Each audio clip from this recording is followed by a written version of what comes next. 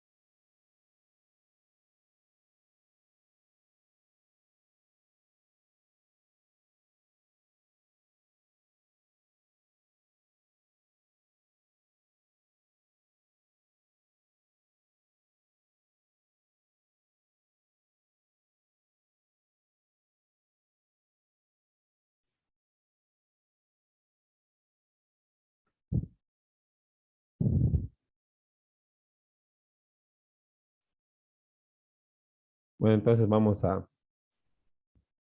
continuar, ¿no? Habíamos estado viendo la aplicación de las normas tributarias en el ámbito espacial y temporal, ¿no? Y en el ámbito espacial solo se refiere al ámbito territorial en el que se aplican las normas de corte tributario, que de acuerdo a las autonomías pueden ser nacionales, pueden ser departamentales o pueden ser municipales.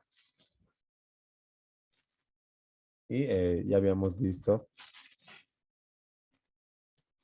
algunos ejemplos también de los impuestos o los tributos que se cobran a nivel nacional, departamental, municipal y también explicado su alcance, ¿no? Entonces, ya habíamos pasado eso, ¿no? Del ámbito espacial y habíamos visto algunos límites a la constitucionales en el ámbito espacial para la creación, modificación y extinción de tributos, ¿verdad? Como los principios, luego que no se puede repetir el hecho generador de otro impuesto que ya existe, ¿no? Dentro de, digamos, del ámbito nacional o departamental, tampoco se puede repetir el hecho generador, ni se puede contravenir las normas de carácter nacional, ¿no? Como el Código Tributario, por ejemplo, con una norma de carácter municipal, solo con el pretexto de que eres administración tributaria.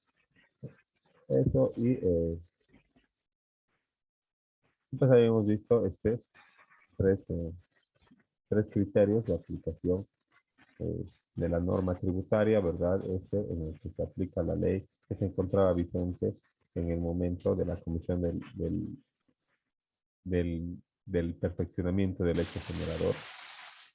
Luego que señala que la norma aplicable es aquella en la que, o la que estaba vigente al momento de iniciar una acción. Esta, esta regla se aplica en la materia eh, y en las normas de carácter procesal, ¿no? Y se aplica en las de carácter sustantivo, ¿no? Entonces, como el código tributario, por ejemplo, ¿no? Y este tercer criterio que es, digamos, hace referencia al espacio de tiempo o lapso de tiempo entre para la entrada en vigencia de una ley en, en el que entre la que esta ley se publica y el día en que o la fecha en que efectivamente va a entrar en vigencia, lo que quiere decir que no cumple la regla general, ¿verdad? No entra en vigencia desde el día de su publicación, solo porque la misma ley así lo señala en sus disposiciones finales y dice que la presente ley entrará en vigencia a, a partir del 1 de enero del siguiente año y se ha emitido en septiembre, ¿no? Entonces, ese periodo entre septiembre y el 1 de enero, en el que ya ha sido publicada la norma, pero todavía no está entrando en vigencia y tiene que seguirse aplicando la, eh, la norma anterior, entre comillas, ¿no? Entonces, ese periodo se llama, recibe este nombre del vacatio legis. Y habíamos quedado ahí, ¿verdad? Justamente estábamos empezando a ver el carácter temporal de la aplicación de las normas de corte tributario con este tema de la irretroactividad de las normas, ¿no? Y la retroactividad es una regla que asegura un instituto jurídico que asegura que garantiza la seguridad jurídica que tienen que ofrecer el Estado a los ciudadanos, entre otras cosas, ¿no? Porque, digamos, si eh, si las normas podrían aplicarse retroactivamente, ¿verdad? Entonces, yo no tendría la certeza de que lo que haga hoy y no sea delito hoy, no va a ser delito mañana y no me van a juzgar, ¿no? Entonces, ¿con qué libertad voy a actuar si mañana puede ser el delito lo que hoy no era y me van a poder perseguir, ¿no? Entonces, todo tiene que regir para adelante, pero siempre y cuando existe un beneficio, ¿no? Para, como señala expresamente la ley, para el contribuyente, para el imputado, para el trabajador, ¿no? Entonces, sí se va a poder aplicar con carácter retroactivo la norma. Si no, sigue la regla general en el que se expresa que las normas regulan solo para lo venidero, o sea que son irretroactivas. Ahora, al respecto a la Constitución Política del Estado, en su artículo 123, señala que la ley solo dispone para lo venidero y no tiene efecto retroactivo, excepto en materia, entonces, esta es la regla general, ¿verdad? No tiene efecto retroactivo, pero existen unas excepciones en materia laboral, dice, ¿no? Cuando determina expresamente a favor del trabajador. En materia penal, cuando beneficia al imputado, al acusado, ¿no? Entonces, al posible maleante. Y en materia de corrupción, para investigar, procesar delitos cometidos por servidores públicos.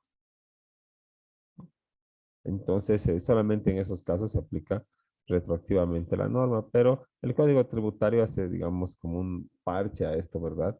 Y señala que las normas tributarias no tienen carácter retroactivo, ¿no? O sea, que cumple esta parte del artículo 123, ¿verdad? Pero el mismo Código Tributario establece una excepción a la regla de la Constitución, ¿verdad? Porque las excepciones planteadas por las mismas normas constitucionales están aquí, ¿no? Pero una ley eh, eh, va a normar con carácter especial de forma contraria a lo que establece la regla general de la Constitución Política del Estado, ¿no? Y dice, salvo aquellas que supriman ilícitos tributarios, establezcan sanciones más benignas, términos de prescripción más breves, o de cualquier manera beneficien al sujeto pasivo o tercero responsable. Y me acuerdo que les dije que iba a buscar la RND que está en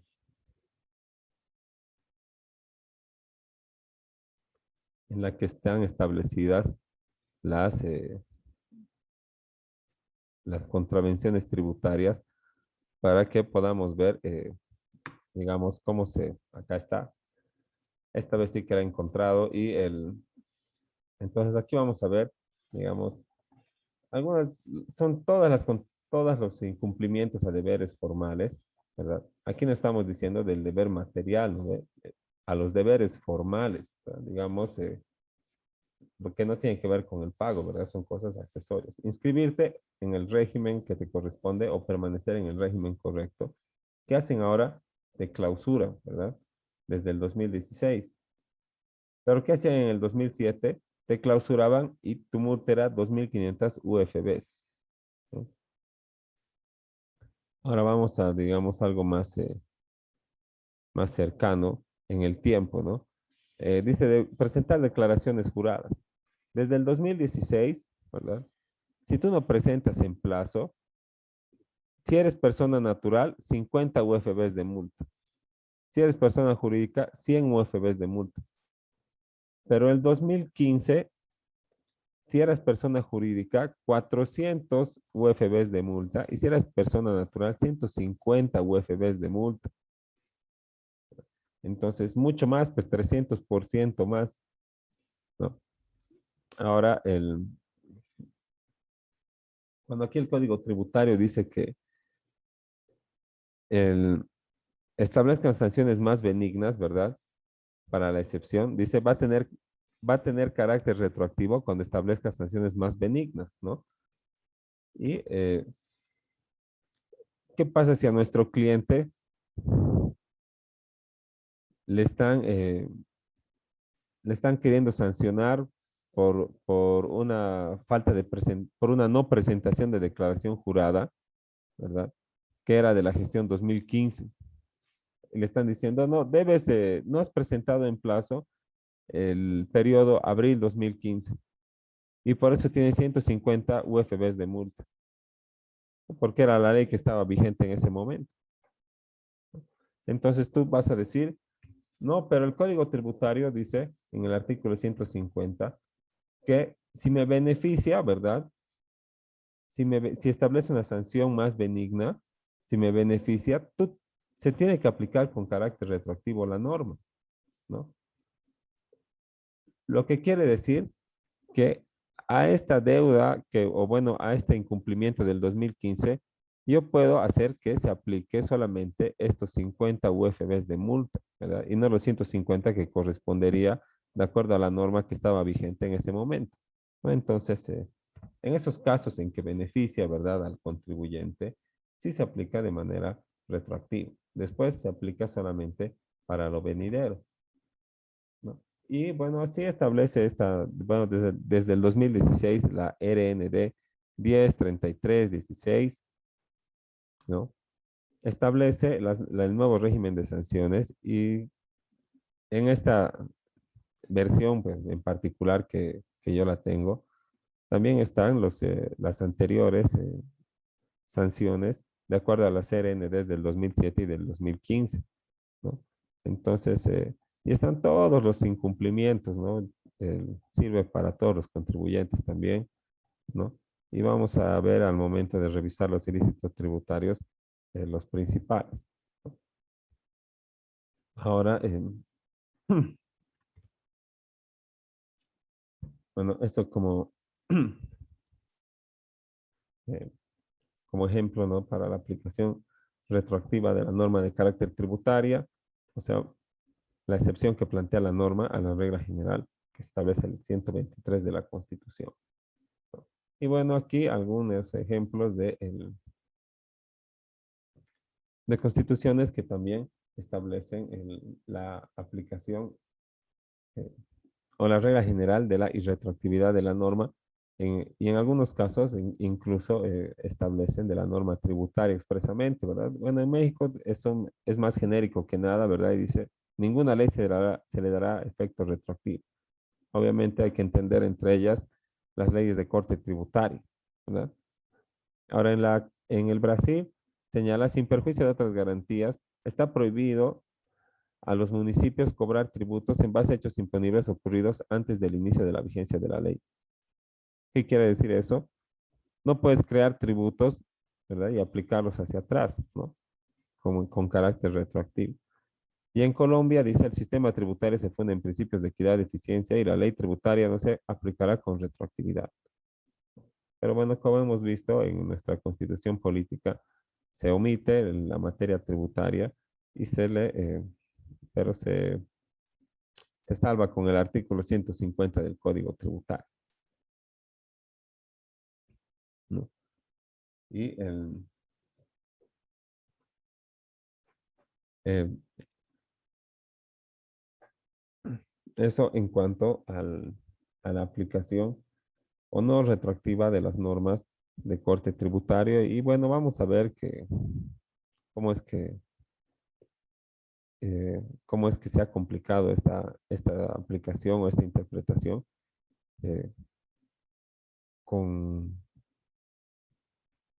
con, eh, eh, con especial detalle en el tema de la prescripción, que, bueno, ha sido mal interpretado. Pero vamos a revisar la prescripción a detalle cuando estemos llevando las formas de extinción de las obligaciones tributarias. Pero ahora eh, vamos a verla así de pasada solamente como un ejemplo de una mala interpretación de las normas tributarias, ¿no?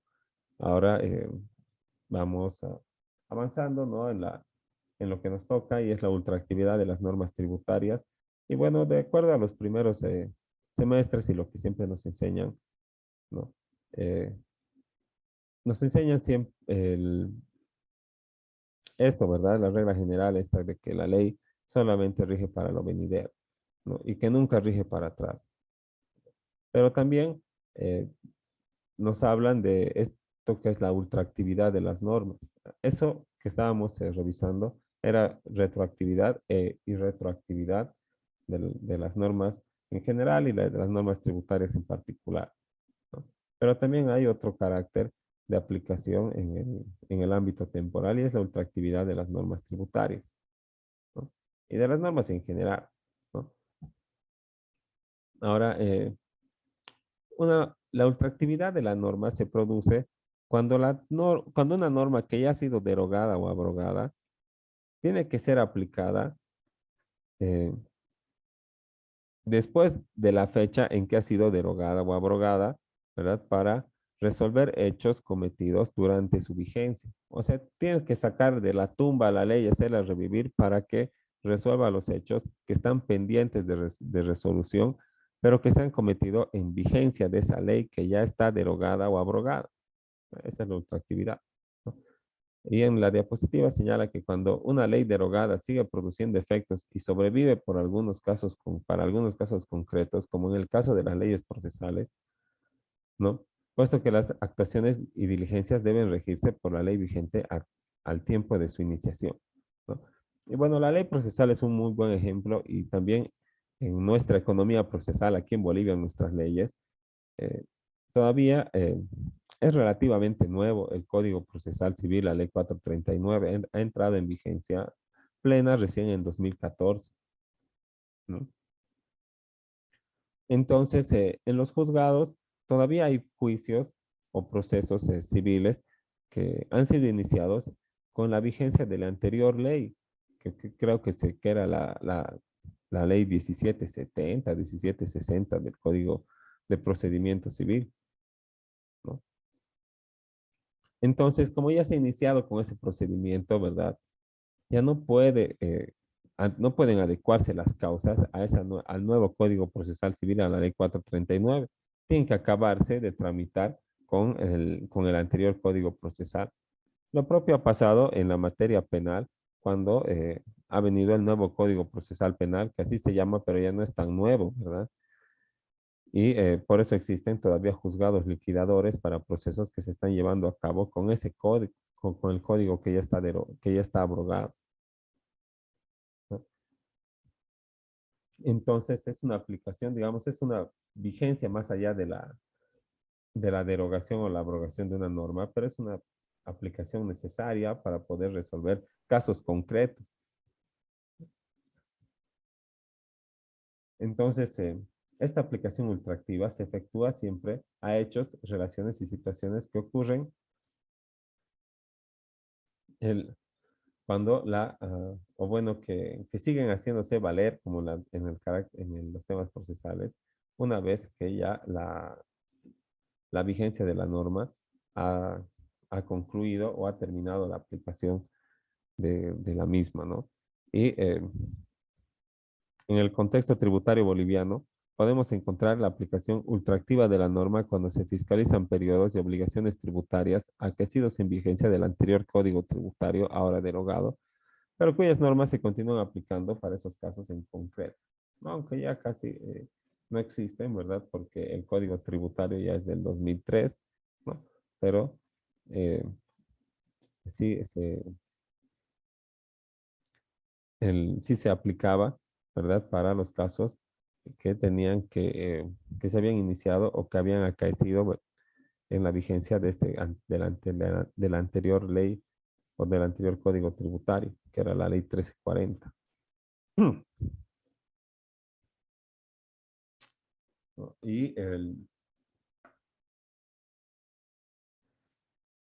Ahora vamos a hablar un poco de la prescripción para acabar de cerrar este capítulo de la aplicación eh, del carácter temporal de la aplicación de las normas tributarias, ¿no? Como ya hemos ido revisando, existen varios institutos o varias figuras que regulan la aplicación temporal de la norma, ¿verdad? La irretroactividad, la retroactividad, la ultraactividad, el, e- ese, este, estas, estas reglas, ¿verdad? El tempus commissi delicti, el tempus regit actum, el vacatio legis, todo eso se refiere al carácter temporal de la norma, ¿verdad? Pero también existe otro instituto jurídico que tiene que ver con con el tiempo o con el carácter temporal de la norma y también de los derechos, ¿verdad? Y ese instituto jurídico se llama la prescripción, ¿verdad? Y la prescripción, digamos, bueno, en pocas palabras, es adquirir derechos o liberarse de obligaciones por el transcurso del tiempo, ¿no? Y es un instituto jurídico que impregna todas las materias del derecho, porque garantiza igualmente la seguridad jurídica, ¿verdad? De que no existan actos que queden ahí colgados en el tiempo para su reclamación cuando le dé la gana, ¿verdad? Al titular y que tal vez yo tenga que estar haciéndome cargo de las obligaciones que ha contraído pues mi bisabuelo, ¿no? Entonces, no existiría seguridad jurídica desde ese punto de vista tampoco, y la prescripción es un instituto que ayuda a garantizar este derecho, ¿no? El ejercicio de este derecho, ¿no? Y como les digo, se, eh, está en todas las materias del derecho, ¿verdad? Digamos, en la materia laboral, existe un plazo, ¿verdad?, para reclamar tus derechos sociales. Si no, ya no puedes reclamarlos. ¿Por qué? Porque ha prescrito. Lo propio en el ámbito civil, ¿verdad? ¿Qué dice el Código Civil? Que existen prescripciones bienales, existen prescripciones eh, quinquenales, ¿no? Las que se dan de 2 años son las bienales, ¿verdad? Para las obligaciones patrimoniales que tienen que ver con, eh, eh, con obligaciones, valga la redundancia, ¿no? Que, eh, que se van a pagar en periodo en periodos, digamos, en cuotas periódicas, ya sean mensuales, semestrales o cualquier otro periodo más corto, ¿no? Y las, eh,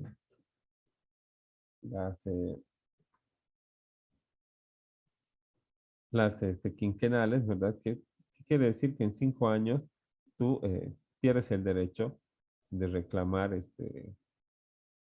lo que, pierdes el derecho de reclamar eh, tus acreencias o de ejercer tus derechos patrimoniales, ¿no? De reclamar el cumplimiento de obligaciones de índole patrimonial.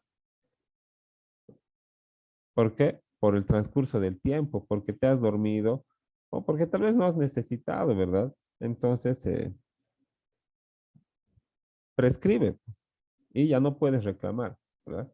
Aquí dice, ¿no? Prescripción, dice, ¿no? Prescripciones breves.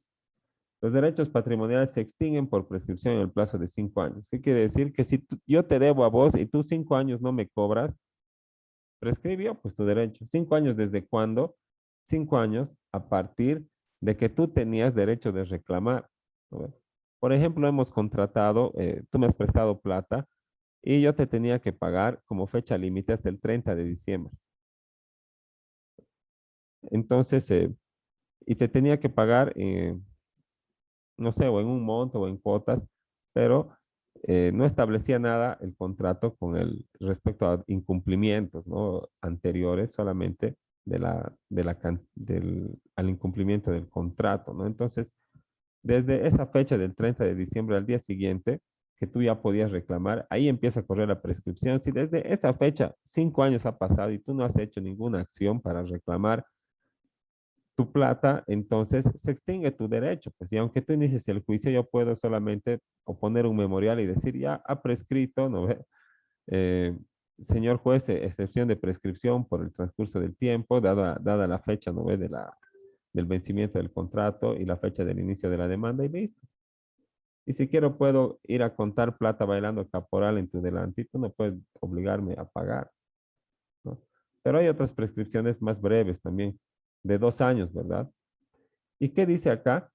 Y esto para, digamos, para conocimiento general, porque es importante, todos estamos alguna vez nos hemos prestado dinero, vamos a prestar, y también hay que nuestros clientes o la mayoría de las personas que tienen litigios es también con derechos patrimoniales, ¿verdad? Y uno agarra, viene tu cliente y te dice, doctor, sí, tengo este documento me deben desde tal fecha. Ah, sí, 5 años es. Y no le damos un poco de importancia al documento, ¿verdad? ¿Qué dice acá? Dice que todo lo que debe pagarse periódicamente por un año o plazos más cortos prescribe en 2 años, ¿no ve? O sea que si tú me prestas $1,000 y me dices que te tengo que pagar hasta el 30 de diciembre, ¿verdad? Más el 3% de interés o lo que sea, prescribe en 5 años, ¿verdad? Porque no tiene pagos periódicos. Pero ¿qué pasa si tú me prestas $1,200 al plazo de un año, ¿verdad? Por una cuota de $100 al año contando el interés, perdón, de $100 al mes, ¿verdad? Entonces, ¿en cuánto tiempo prescribe eso? En 2 años, ¿verdad? No, no, no le den falsas esperanzas a sus clientes, ¿no? Hay que leer bien el documento. Entonces, no nos salgamos de la materia tributaria, ¿no? Y en penal también hay prescripción, ¿verdad? De los delitos, ¿no? Menos de los delitos contra el Estado y algunos que están expresamente establecidos. Y también hay prescripción en materia civil, en materia tributaria, que no es la excepción, ¿no? Pero cuando estamos hablando de la materia tributaria, estamos hablando de la prescripción liberatoria, ¿no ve? Porque ya no voy a cumplir con mi obligación. Pero indudablemente la prescripción tiene dos matices, uno liberatorio y uno adquisitivo, o la prescripción adquisitiva, en el que yo, en vez de liberarme de una obligación, voy a adquirir un derecho por el transcurso del tiempo. Por ejemplo, el derecho de propiedad por efecto de la usucapión, ¿no?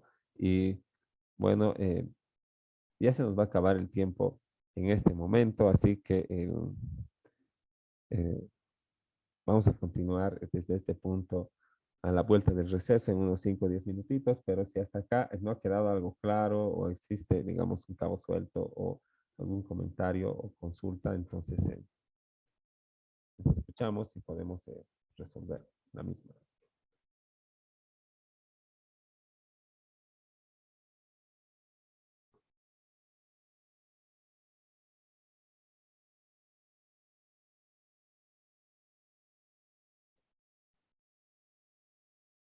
Bueno, si en su caso no hay dudas, tal vez está todo claro, vamos a tomar el silencio como positivo, nos vamos a ir al receso y a la vuelta en 5 o 10 minutitos eh, les comparto el nuevo enlace y todo y nos conectamos para terminar esta partecita que nos falta de este tema número 7.